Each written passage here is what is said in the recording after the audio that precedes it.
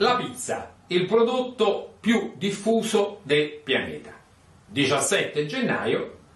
la giornata dedicata ai pizzaioli napoletani nella tradizione, perché è la giornata di Sant'Antonio Abate. Sant'Antonio Abate, nel dialetto napoletano, nella lingua napoletana, Sant'Antuono, è il protettore di tutti i mestieri che hanno a che fare col fuoco. Quindi, ovviamente, il pizzaiolo ha a che fare col fuoco, perché la pizza napoletana tradizionale è ovviamente quella del forno a legna. Ebbene, questa tradizione è stata recuperata dopo il grande successo della campagna mondiale della petizione Pizza UNESCO, che ha portato con oltre 2 milioni di firme questa grande organizzazione delle Nazioni Unite che si chiama UNESCO, che protegge tra le altre cose il patrimonio immateriale dell'umanità, quindi le tradizioni, le conoscenze, a riconoscere l'arte del pizzaiolo napoletano come patrimonio mondiale dell'umanità. Ebbene, è importante fare in modo che questo prodotto, che è il prodotto più conosciuto del pianeta, sia anche realizzato secondo una vera tradizione artigianale. Qual è la differenza della tradizione artigianale? Che praticamente ogni singola pizza è, anche se minimamente, diversa dall'altra, perché è stesa a mano, una per una, e quindi è un pasto veloce ma nello stesso tempo artigianale. Quindi non è una specie di catena industriale in cui c'è una piadola o qualcosa che pigia ogni singolo, no, ma è il pizzaiolo, questo artigiano dell'alimentazione, che realizza il singolo prodotto. Bene, il 17 gennaio è stata dichiarata dal Comune di Napoli giornata del pizzaiolo, ma sarebbe importante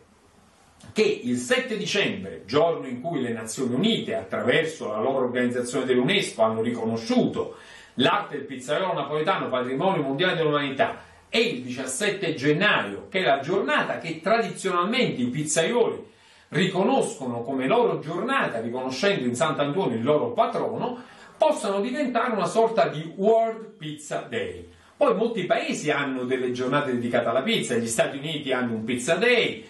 lo Stato di San Paolo del Brasile ha il suo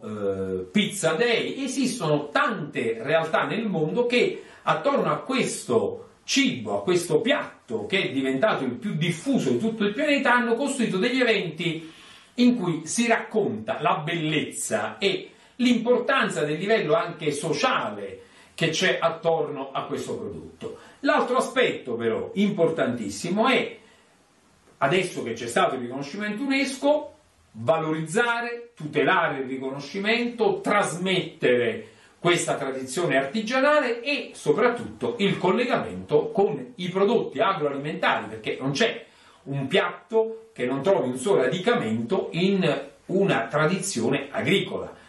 Se c'è la pizza di cultura e di tradizione napoletana, è perché dietro c'è una farina, perché c'è la mozzarella, perché c'è un olio extravergine d'oliva, perché ci sono i pomodori, quindi la passata, i pelati, quello che sia. E quindi perché è importante questo? È importante perché nella tradizione napoletana, adesso che il governo italiano ha lanciato l'iniziativa di un grande centro agritech, quindi sull'agricoltura innovativa, ma che nello stesso tempo deve conservare la tradizione, questo Agritech a Napoli sia collegato anche alla tutela delle eccellenze dell'agroalimentare della Campania e dell'Italia. Siamo il paese che ha la più grande varietà di prodotti agroalimentari, siamo il paese che ha il record delle denominazioni di origine protetta e, per esempio, non è accettabile che la mozzarella di bufala campana possa essere trasformata in una sorta di mozzarella congelata e refrigerata, e questa sia considerata una DOP. Ecco, questa sarà considerata sicuramente un prodotto che magari può essere fatto bene, ma non può essere una denominazione di origine protetta. Quindi festeggiamo questa giornata della pizza, questo Pizza Day, facciamo in modo che magari sia anche riconosciuta a livello nazionale e internazionale come un giorno di riferimento della tradizione del prodotto più venduto e più conosciuto del mondo, che è la pizza, e facciamo in modo che il 7 dicembre e il 17 gennaio diventino momenti importanti in cui si valorizza non solo la cultura artigianale, quindi magari insegnare anche negli studi alberghieri, nelle università, le tradizioni di questa grande arte che si chiama arte bianca, perché tutto ciò che ha a che fare con ciò che si produce con la farina viene definita arte bianca, e nello stesso tempo ricordiamoci sempre che senza un'agricoltura sana e di qualità non ci possono essere grandi prodotti.